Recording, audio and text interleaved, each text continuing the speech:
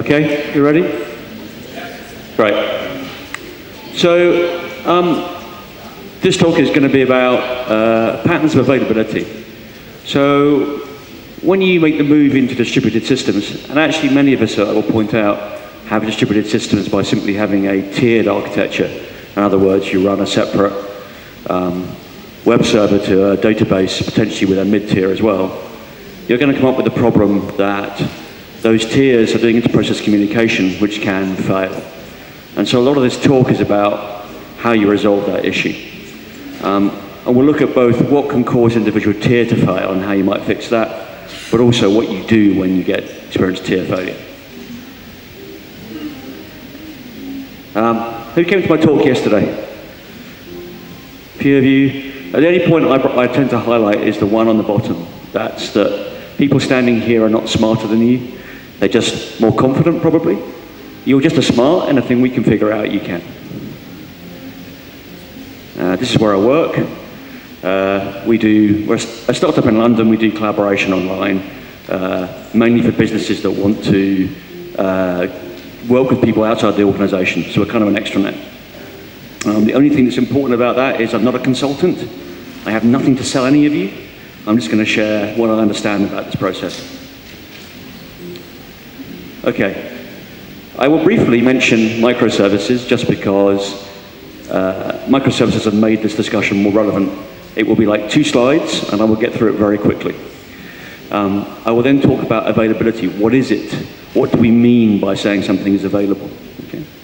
I will then talk about tactics we can use to increase the availability of our site. And then I will finally talk about fault recovery. In the event that something goes wrong, how do we fix that problem? At some point during this presentation, we may do some audience participation with just throwing some balls around to try and demonstrate patterns. It's really easy. Please don't be afraid to volunteer. The only slight fly in my ointment usually is that being geeks, many of us can't catch very well. Don't worry, that doesn't really make the problem any worse. But it's usually kind of fun, and it's a different way of showing you the same pattern. Okay?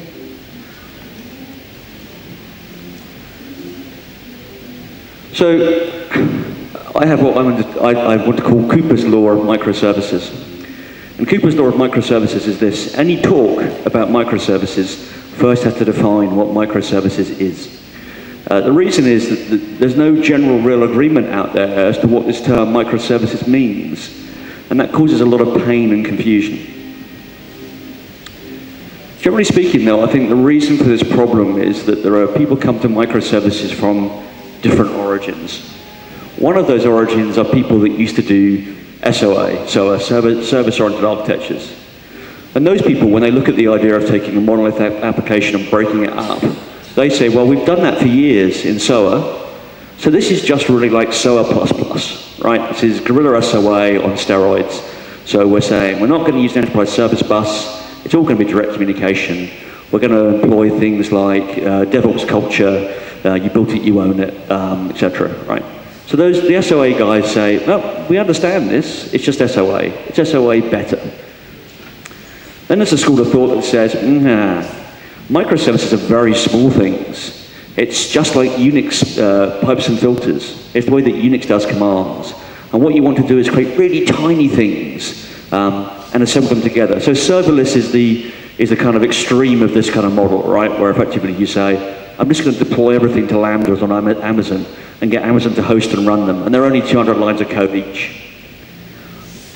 Neither one of these is more microservices than the other. They are just different schools of thought on microservices.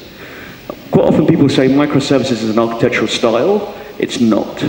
The reason we can say that quite definitely is because of what an architectural style is. So architectural styles were defined at Carnegie Mellon University in the 90s.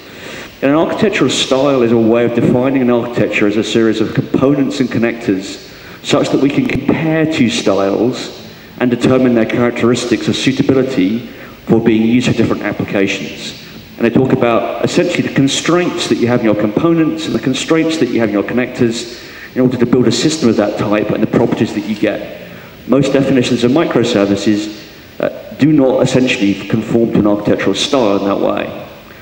What you do see is that microservices can be implemented using a range of architectural styles.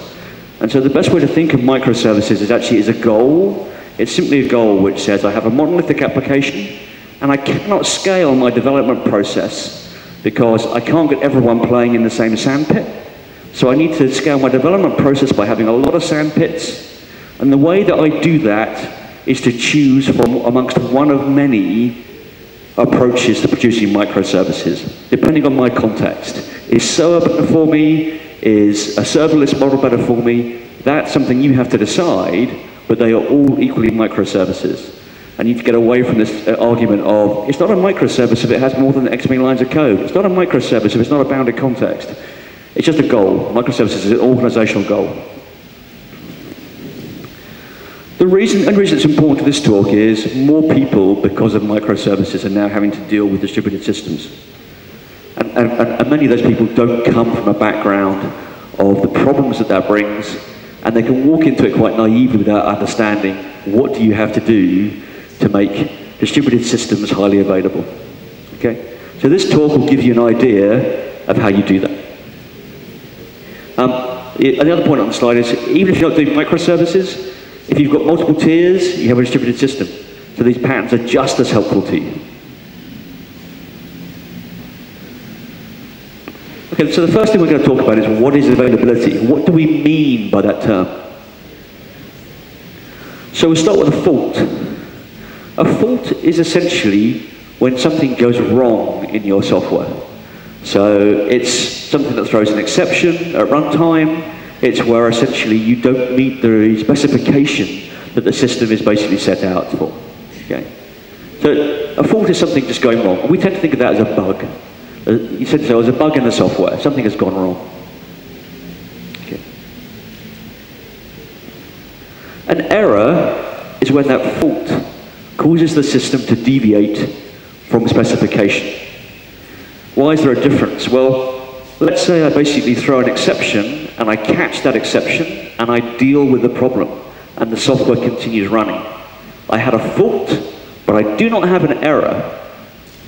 Right? I mitigated the error by taking some compensating action, and that compensating action meant that effectively I do not have an error. Some faults, it is important to understand, can be dormant. So just because you don't have an error today doesn't mean you won't do tomorrow. And there are a number of common reasons. One is code that's never been run. Right? I'm sure all of you have had the experience of getting a bug report, investigating, and looking at the code and going, I don't know how this could ever have worked. And it probably hasn't. It's probably never been run. The second reason eventually faults become dormant is that the fault only occurs under load. So when you actually run the system and you're just testing it and you've got one tester banging away at it, no fault appears. But when thousands of users flood into the system and try and use it, things go wrong. Right? Because the assumptions that you've made when testing at very low scale don't hold true at high scale. So you run out of memory. You find basically you have errors of concurrency when talking to a database. Okay. And the final one is essentially a fault that occurs over time. So quite often when we're testing, we don't test basically over a period of time, so we don't notice things like resource leaks. Resource leaks are much less common than they used to be with managed runtimes, but resource leaks do still occur, and they will harm your system unless you have infinite resources, which most of us don't have. Failure. So we define failure as an error that becomes observable, and by observable we don't necessarily mean just a human operator, but it could be another service, another system talking to yours.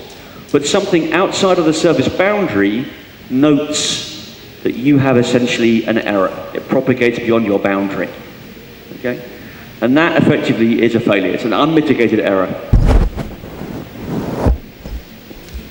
So we define availability as the ability of a system to essentially mitigate faults so they don't become errors, so they don't become failures that are observable to the end user of the system.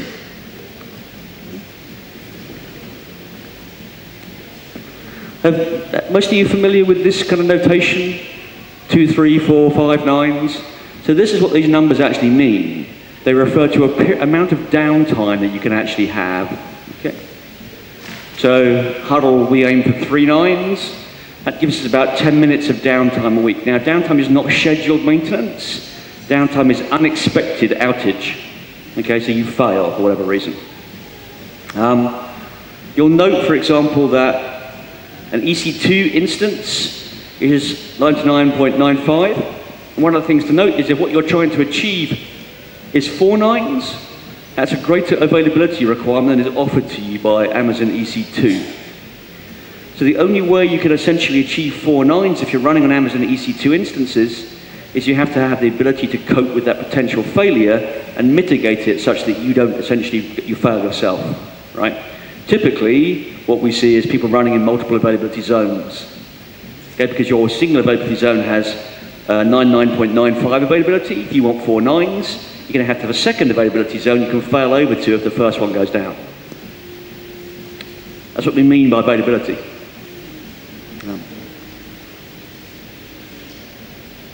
So how do we achieve availability?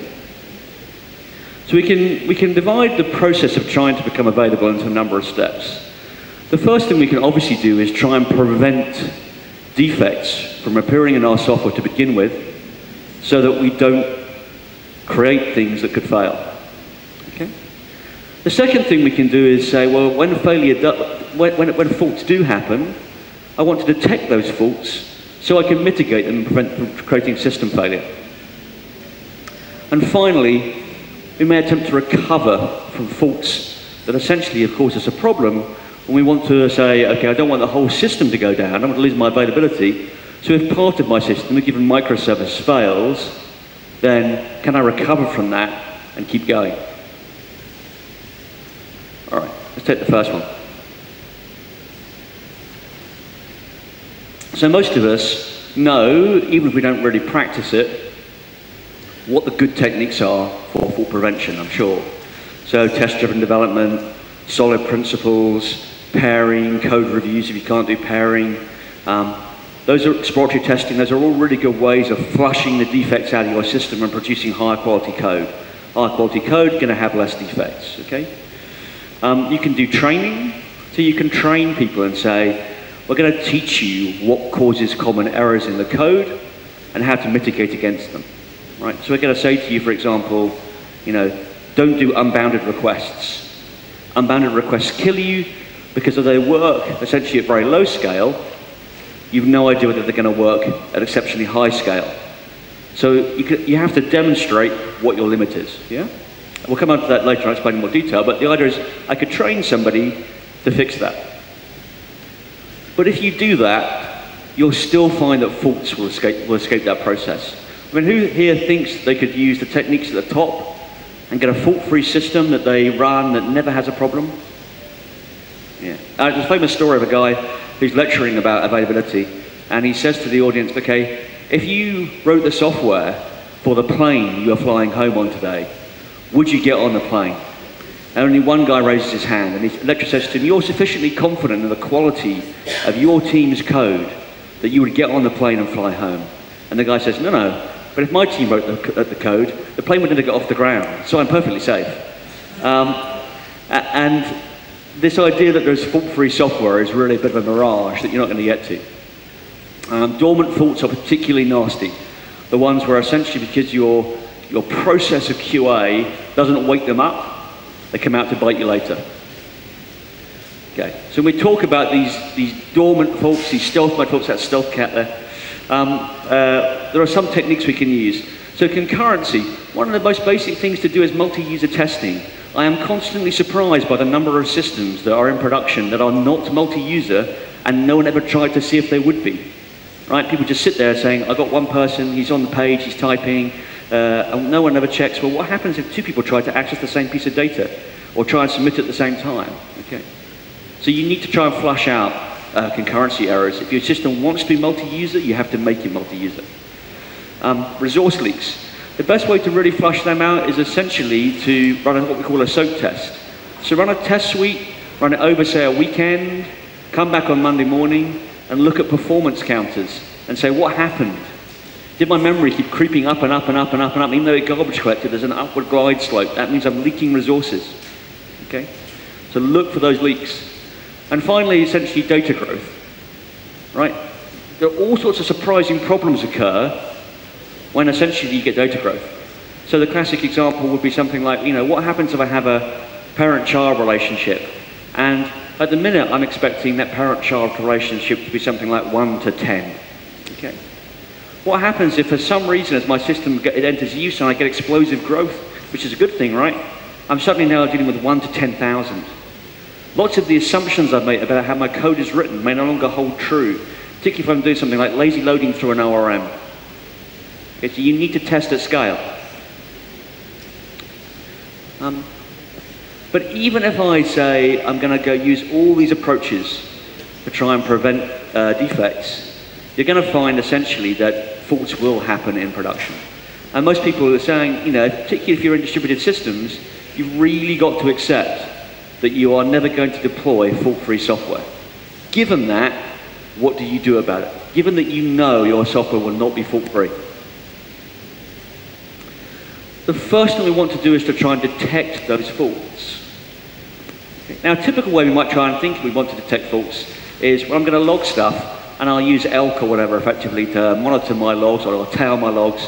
The trouble with that is it's not particularly useful to you to actually react in time. It's a very good forensic process, and it's useful for examining crashes after they occur. It's kind of your black box flight recorder of your plane. Your plane has crashed. I can now see why it crashed. But your plane crashed. Okay? What's more useful is what we call application performance monitoring tools. So application performance monitoring tools, their purpose is to monitor things like resources, CPU, hard disks, memory. They're also there effectively to usually monitor key transactions in your system. So you set them up effectively so that they say, right, from end to end, this transaction spent time in the following places in your code and in your database. It's also worth looking if you're using basically databases and monitoring tools for those databases to look at, for example, blocking operations. All those things are symptomatic of the health of your system. So we use, for example, New Relic, but there are many other ones available, Nagios, things like that. And you should generally have some kind of monitoring that lets you understand the health of your running application and lets you set up alerts so that you can alert operators to say, there is a problem with the system right now, and we need to basically alert somebody, because they may be able to eventually prevent those faults becoming failure that the users see. Okay. So if we can't prevent faults from escaping into the wild, one of the things that we want to do when we detect faults is essentially try and recover. We want to build our systems to be robust in the presence of failure. And when we talk about distributed systems, particularly microservices, the key thing that concerns us is essentially cascading of those faults. So when one service fails, what I want to avoid is that fault propagating out to the rest of the system and causing the whole thing to come down and fail on us. So if I say I've got, for example, system A and system B, and B depends on A, if I get a fault in A, and that fault is not mitigated, we don't catch the exception, we don't deal with it, that then becomes essentially an error in A. If then the error in A is not mitigated, it may become a failure. System A fails. System B now has a fault, and that fault is it can no longer talk to system A. If we don't mitigate that fault in system B, we'll then get an error and a failure in system B. And that will propagate throughout the chain until our entire system comes down. And that's what we call a cascade failure. All right, just to change the pace a little bit, we'll talk about cascade failures in other engineering environments. Does anyone know the story of UA Flight 232 very much? Okay, well, the front does, okay. So UA 232 essentially is a DC-10, and the DC-10 effectively develops a stress crack in one of its fans. That fan essentially disintegrates, and as it disintegrates, it does so violently, and fragments of metal spread throughout the aircraft. And this is back in the time when aircraft flew by hydraulics, not fly by wire, and the metal fragments sliced their way through the hydraulic lines. The fluid leaked out, and the pilots lost access to all the control surfaces of the aircraft. They could not use flaps or slats to steer the aircraft at all. So the only way they could figure out to actually steer their aircraft was to vary the throttle on the engines so as to allow them to turn left and right. Okay, and this is some video footage. No one flying home today? This is some video footage of that.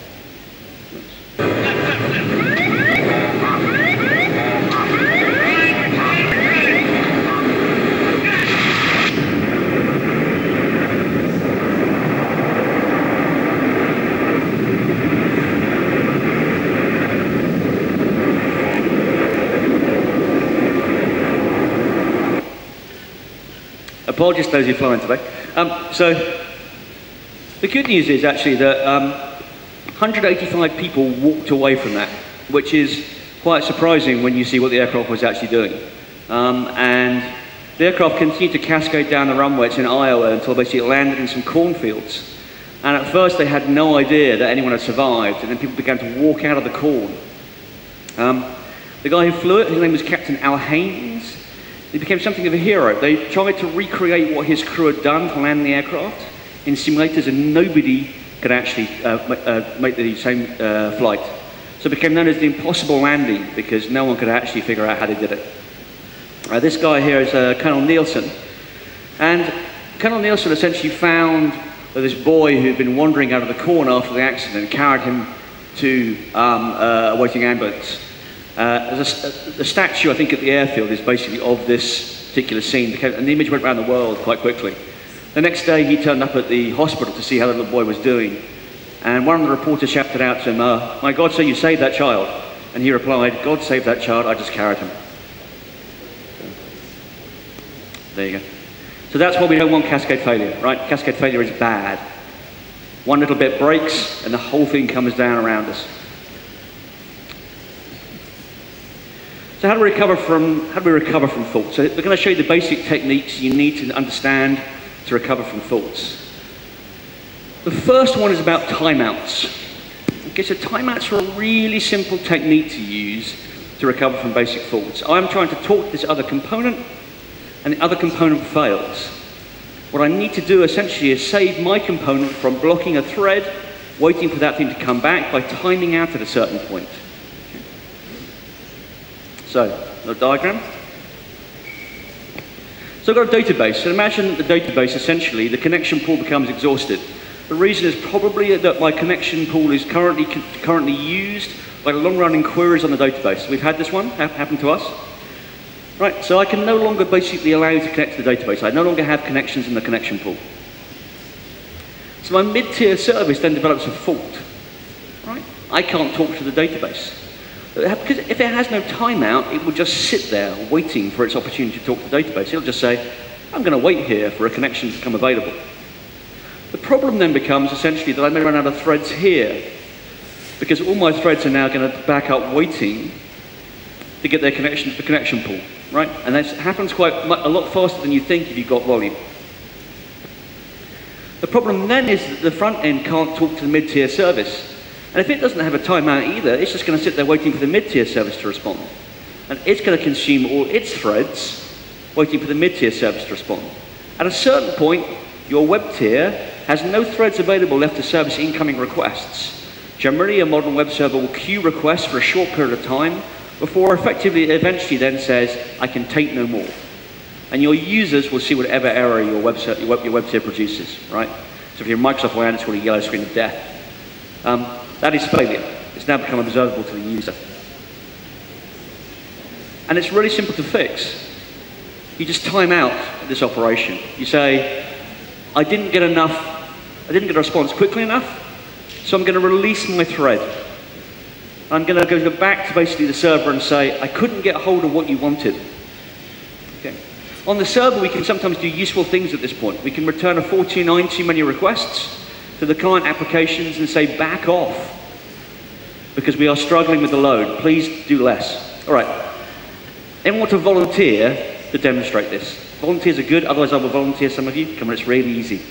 People in the front row, only 3 of you. Come on, sir. Up you come. Come on, 2 other people to join him.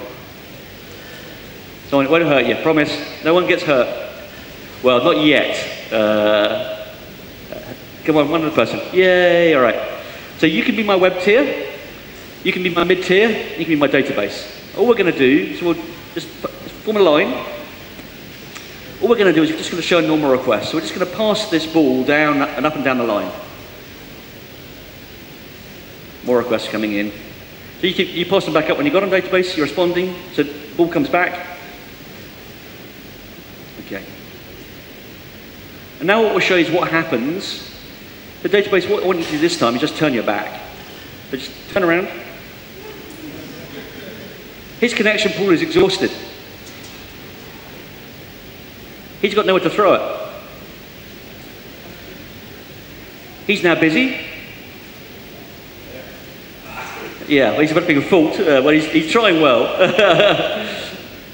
But eventually, if he wasn't a better catcher, he would fail. And this guy would basically respond to me and say, I've got nothing for you. Okay. So an easy response is for this guy to time out. So he just counts to 2 and passes it back. So just keep your back turned to me. Sorry, I'm not being unfriendly. Okay, so you pass it down. When you catch it, count to 2 and then pass it back. Okay, so he's giving me back a request saying I'm getting too many requests now. I can't answer your request, but he's still going. And we're still basically getting responses back from the server. Eventually what happens is database, you can turn around again. He becomes available and we move through the system normally. Right, that's a simple timeout.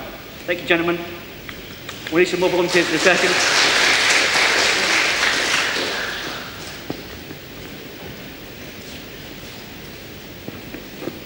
Okay, that's a timeout. So anything you call that does an inter-process call should time out, right? So that parameter that you quite often ignore and go, I have a timeout thing, use it, timeout. Also be aware that some of them have absolutely ridiculous defaults, like 30 seconds, right? 30 seconds is not a reasonable amount of time for your system to basically idle waiting for a response. Your database quite often should be responding to you in, under 100 milliseconds. If you don't get a response back, then what you need to do is ensure that you time out within a kind of reasonable time frame. You can do a trick where essentially if you don't have a timeout on an API, you essentially start a timer, and if your timer essentially finishes and the work hasn't completed, then you time out the operation. Retry.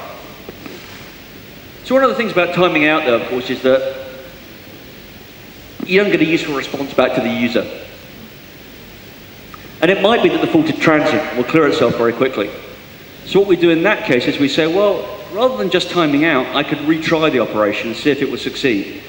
So for example, a typical case where you might use this is I've got a deadlock on the database. And that deadlock will pass because one of the items will complete, the deadlock will be freed up, and we'll be able to basically repeat the call. So a retry is a very common solution to availability problems. Okay. So here again I've got basically my database, and I've got a failed request due to a deadlock locking basically a table or a resource that I need. And while my current model says I'm going to time out at that point, I just retry the operation, say, okay, I'm going to go back and I'm going to retry it. It will probably succeed. All right, let's do a quick demo. Either the same people or different volunteers want to hop up here and we'll do some passing around. Come on, people. Only 3. One more. Sorry, people who are hiding, I can see you, won't pick on you, promise. All right, just form a line. So we'll do the same thing, we just pass up and down, but what we'll do this time is just do a quick run so everyone gets the feel for it, come back. Okay, so database, what I want you to do is turn around, but I want you to count to 2 and then turn back to face this. And what I want you to do is essentially retry throwing the ball at him. So request comes in, database is blocked, effectively, but he's going to retry, ball comes back. Okay? So we keep going with that process. So just do a couple at a time. Front end, another one coming through. right? And it's pretty seamless, no one really notices what happened. Okay, thanks, gentlemen.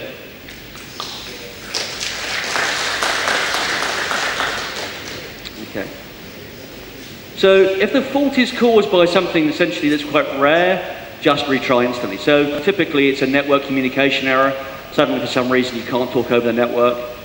If it's caused by basically load, in other words, you're aware that it's a problem like a lock, then essentially what you want to do is have an interval you wait before you retry.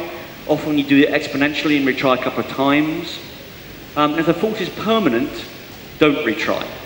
The reason we say that is because you're about to launch an application denial of service attack. A component is under stress, and essentially you retrying the whole time may only make that worse. Okay, we'll talk about that one next. So there's an idea called a circuit breaker. And the circuit breaker says the component I'm talking to may be struggling to service requests in a way that if I keep sending more requests to it, they're either going to fall on the floor and we get a lot of wastage, or they're going to make the situation worse for the component. So what I want to do is fail fast. I want to say, when I try to talk to that component, we failed. I did a retry maybe, and the retry failed.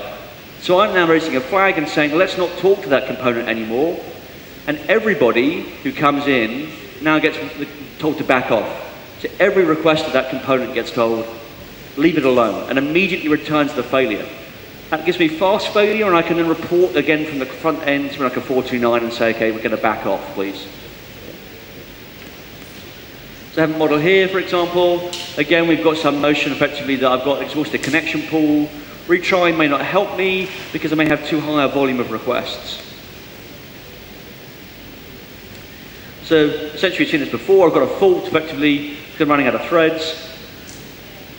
And what I can do here effectively is say, if I might say timeout, but timeout's going to use resources while I'm waiting for the timeout, right? So that the timeout model we showed earlier, the problem is I'm using a lot of resources while I'm timing out. It would be better just to break the circuit and say, I'm going to fail these requests. And what we're going to pass back to the server is saying we've failed and you should take appropriate action. So typical appropriate action at this point is 429. The other thing is serving results from cache. It's quite common. So this is the way, for example, the Netflix application Hystrix works. Hystrix will basically record, if it's a query, record the last results it have of parameters. And in the event of a circuit breaker, it will just start saying, okay, what I want to start doing is serving you results out of the cache instead. Netflix are particularly strong in Hystrix on some of these kind of patterns. So the circuit breaker stops that request coming through. All right, and this is what a circuit breaker looks like. So circuit breaker has 3 states. It has closed, that means the traffic goes through it. It has open, which means the traffic doesn't go through. So it's like this, effectively. That's closed, traffic goes through. Open, traffic doesn't go through. We have a state called half open. That means essentially we say, well, let's see now after an interval whether we can make that call again. And you close the gate, you let one request through. If the request succeeds, you remain closed. If not, you reopen it immediately. Typically, what happens is you open the gate not for one failure, but for a percentage of failures. You say, a certain percentage of my requests have failed, therefore I should basically open the gate. Okay, that's called a circuit breaker. All right, we can do we won't demo that one with people because it's just a variation of what we've seen before. Throttling. Throttling we'll do quickly. So throttling is the problem essentially that my system is reacting badly to load. So here's a typical example of it. I develop a call to database, and that call to database is unbounded. In other words, essentially, I don't limit the number of responses that I can get back from the database. The mid-tier may well then develop a fault. So a typical fault you might get, for example, is that I get back far more data than I expected. I have to allocate memory to deal with basically the large result set. And because of, say, fragmentation in my runtime, I may either fail or at least go into a GC pause to collect. GC pause is the equivalent of failure, right? No one can actually talk to this component anymore. And so the result of that essentially is that I take out my mid-tier component, and my mid-tier component fails. Obviously, that cascades up to my front end. So always be aware of limits. think about the limits of what you want to do. Now, a good rule of thumb here is to say to yourself, what is the response I expect from this API in terms of performance? Usually what you want is an end-to-end call should tend to complete in under 250 milliseconds. If I look for the breakpoint at which the number of results that I return would cause my overall call to exceed what I set as my limit, around 50 milliseconds, then essentially I say, well, that's actually my limit. My limit is the point where that gets exceeded, and I won't support requests for larger amounts. So my order lines on my order are limited, because at a certain point it will exceed the performance budget that I've set to that component. Okay? Always have limits. Unbounded requests are the thing that, as you begin to scale, kill you rapidly.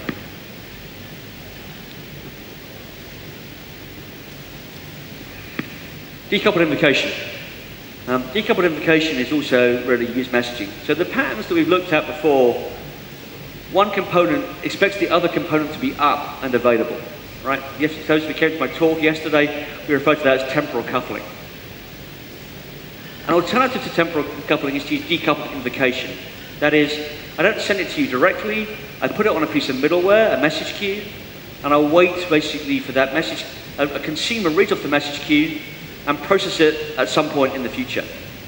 And the real advantage of this is it makes it very easy to scale, because it doesn't matter what the inbound request rate is. I can allocate as many resources as I can manage to consuming the queue. So I can always slow things down and say, okay, maybe the inbound request rate is this, but I just act when I get the request in. I put it on basically a work queue, and eventually my consumer will read it off the work queue and deal with it. So I can scale to meeting a high number of requests, provided I can accept latency, provided I can accept the response occurs at some point in time. And there are tricks around that. You could say, for example, if it's an order line on the front end, I'll just treat it as though it actually happened, and assume that the back end effectively is not going to generate an error. And if there's an error, I can deal with it out of bound with an email or a contact with the end customer. Amazon does this all the time, right? Amazon takes your order, it has no idea whether it's in stock, it has no idea whether your credit card payment's going to succeed. But what happens is it gets in touch with you later if it can't fulfill your order for some reason. Amazon regards this as an opportunity, because for them, it's a chance to contact you, the customer, and demonstrate good service. So here's what happens usually. Given I had some problem, for example, unable to talk to the database due to a lock, one of my, a connection fault outage, my normal approach previously was that I would develop a fault, and that fault would propagate through the system. If what I do is put a message queue in here, the message queue can control the pacing. All right, so if I can have 3 volunteers again, we'll demonstrate message queuing. This is quite a useful one to see. Come on, same 3 as before if you like. Come on guys, be very quick. Hey, you volunteer? Hurrah!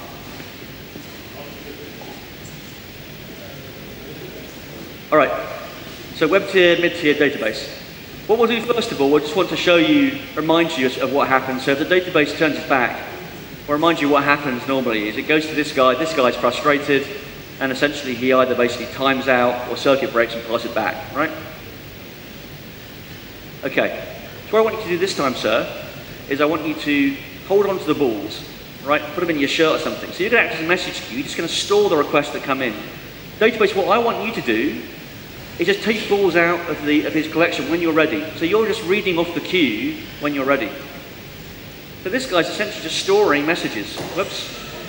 The web tier is not listening to us. And you can see essentially, no matter what rate I pass them at, the database can essentially deal with them whatever rate he wants. But obviously once the database passes them back to you, they come all the way back up the line. Once they're done, yeah. Right. Okay, so you can see essentially the queue in the middle helps us deal with the issue. So if the database essentially wanted to turn its back for a second, the database just wanted to turn it back for a second, the database is not there, the queue just builds up, right? We're just stacking up items. The database turns around now and starts taking items. We haven't lost any work. This is what we tend to refer to as guaranteed at least once delivery. right? So we're not going to lose the valuable requests from our customer. They are stored for later usage. All right, gents, thanks very much. Round of applause for you guys.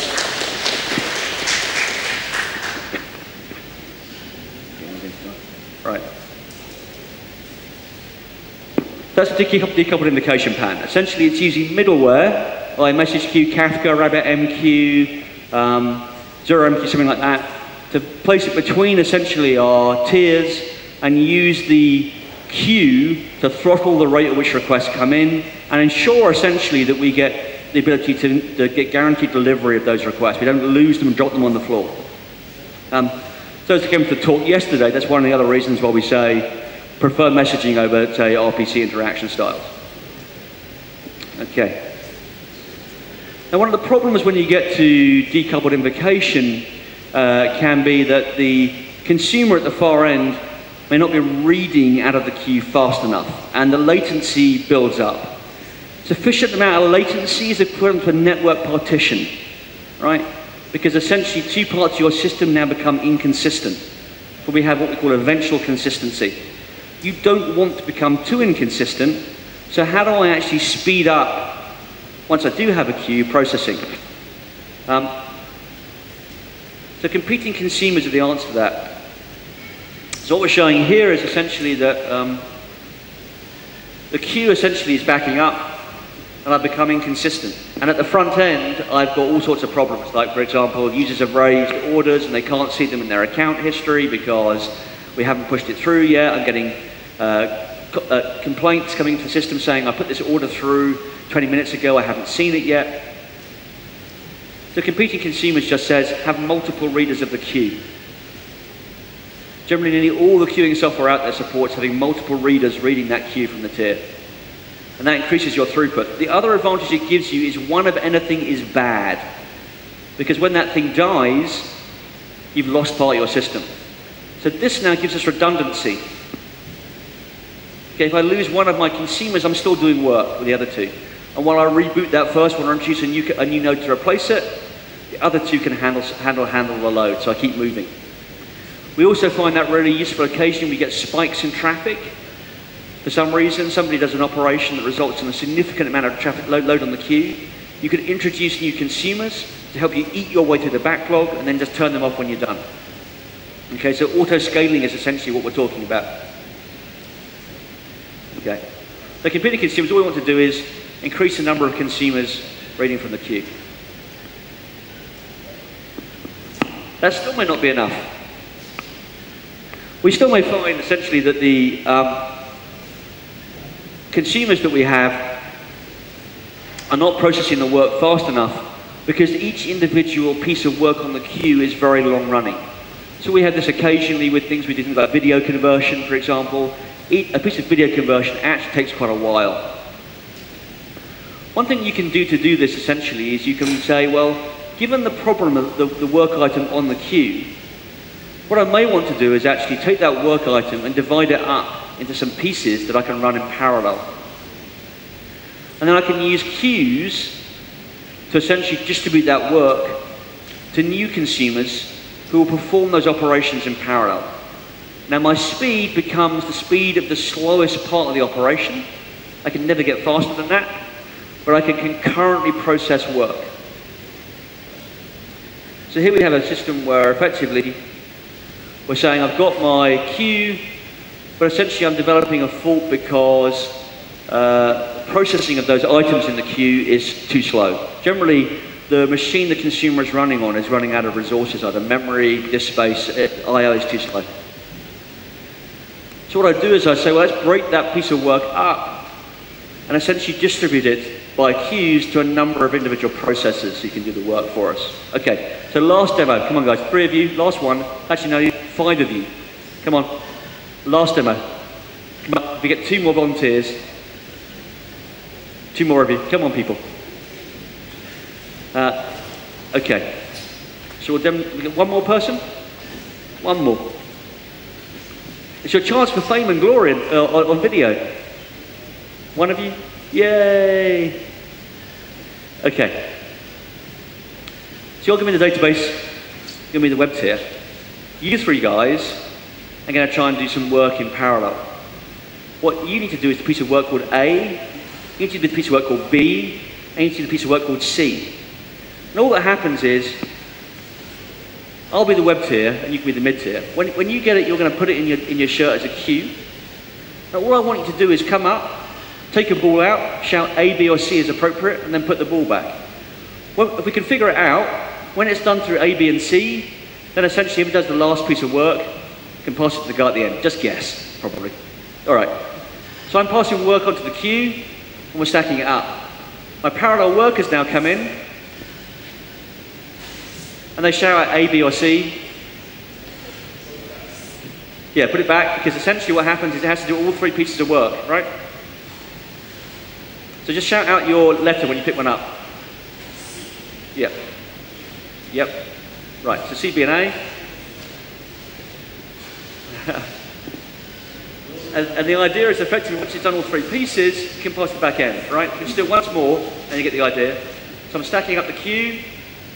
Now my workers are coming in, taking work out the queue, doing their job. They put it back onto the queue to get the other jobs done.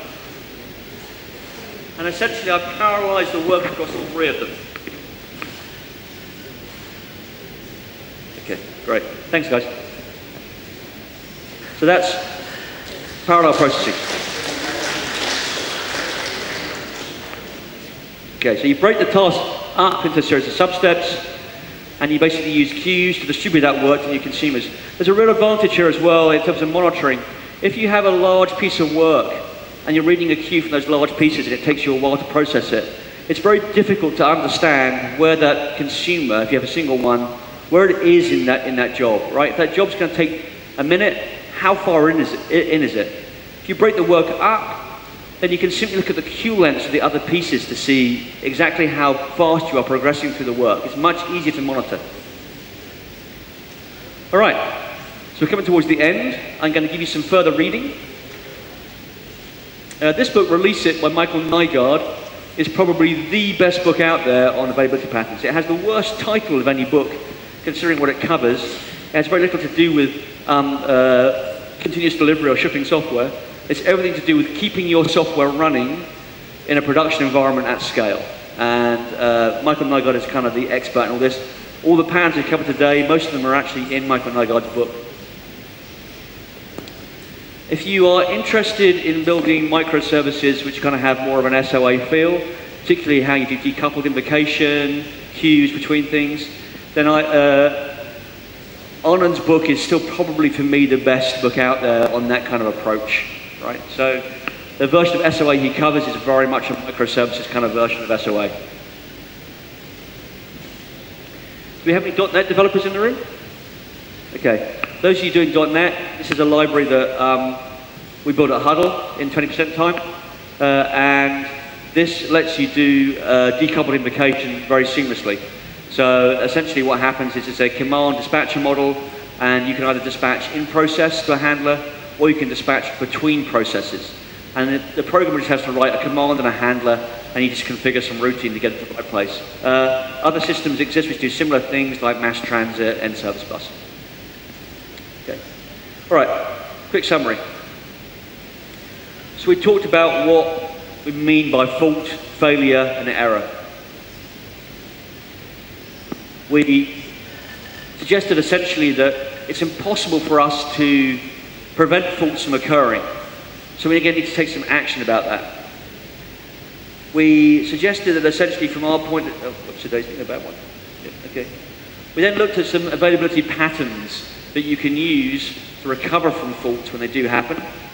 Looked at timeouts, looked at retries, circuit breakers, throttling, decoupled invocation, competing consumers, and parallel pipelines. Right. Okay, guys, because we're running late from the previous session, I'm very aware that I may want to get lunch, so I'm always happy to take questions over lunch. But if anyone wants to go now, feel free. And anyone wants to actually ask questions here, I'm also happy to take questions here. But I don't mind if you suddenly go, I'm really hungry and I'm running away, okay? Okay, thanks very much.